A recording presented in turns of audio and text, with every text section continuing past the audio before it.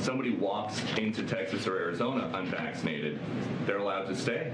Why? But that's not how it works. Like, we actually, no. I know that that's not what you guys want to happen, but that is what has happened. But that's not, it's not like somebody walks over and that's not how. Exactly what's happening. We're going to have 2 million people cross this border for the first time ever. You're confident this border is secure?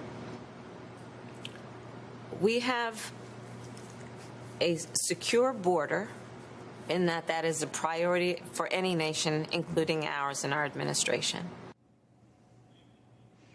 All right, you heard him. That was Vice President Kamala Harris and Press Secretary Karine Jean-Pierre denying that there's a crisis at our southern border or that illegal migrants are simply walking into this country. Of course, these comments come as thousands of migrants are being bussed from Texas into sanctuary cities across the U.S., causing D.C. Mayor Muriel Bowser to declare a public emergency last week. But what is the true state of our border? Let's bring in someone that's been down to the border, unlike this administration. Here to respond is field reporter at the Daily Caller, Jorge Ventura. Jorge, welcome to the show. Always good to have you. All right, you've been covering the border, as I understand it, at least for the last 2 years. You spent a lot of time down there. From what you have personally seen, are people walking across our border, and is the border secure?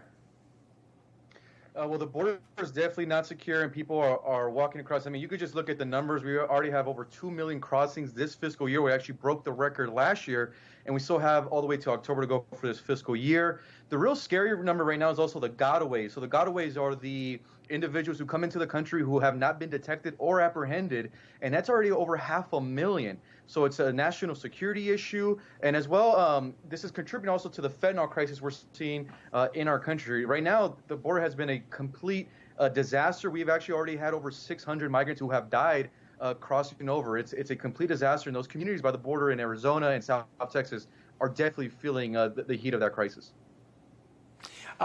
This weekend, an official Twitter account for the West Texas Division of the U.S. Customs and Border Protection retweeted 2 posts from former Trump aide Stephen Miller, causing the commissioner of CBP, Chris Mangus, the same guy who investigated the innocent agents who were filmed confronting illegal aliens on horseback 2001, if you remember that incident. He responded by demanding that the tweet be removed and calling on the Office of Professional Responsibility within CBP investigate the situation.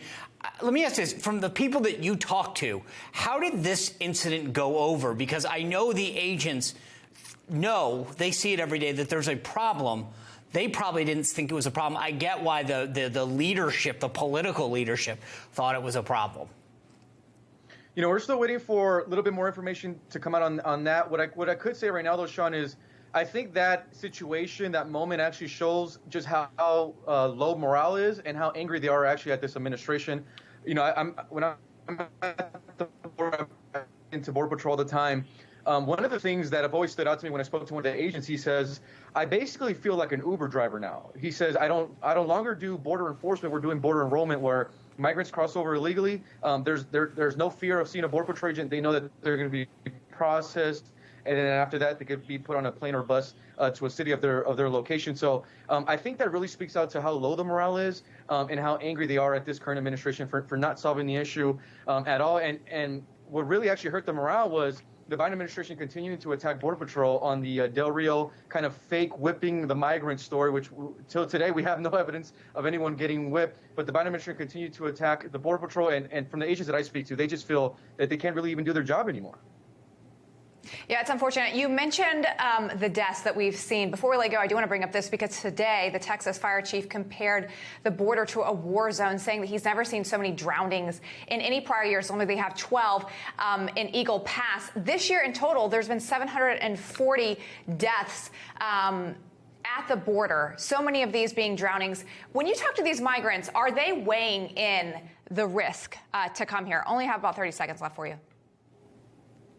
They are weighing the risk. The thing is, they kind of believe that as long as they could just get on U.S. soil, this administration will take them in. So this kind of policy right now is very inhumane because we're seeing migrants continue to risk their life, especially in the Rio Grande River, where it's extremely dangerous, where the currents continue to sweep migrants. So they are believing as long as they could get on U.S. soil, they will be good to go. Wow. Jorge Ventura, thank you for giving us insight into what you're seeing down there. I appreciate your time. Thank you. All right, well, that is our show. But tomorrow, all eyes are on the economy, Sean, with new inflation numbers headed your way. And our panel of economists is going to break down what this means for the U.S. Plus, Senator Rand Paul will be here as well. Yeah, big show. And all those primaries, we're going to continue to break them down. But first, stay right here on Newsmax. The Record with Greta Van Susteren kicks off right now. Thanks for being part of our company. We look forward to seeing you right back here tomorrow night.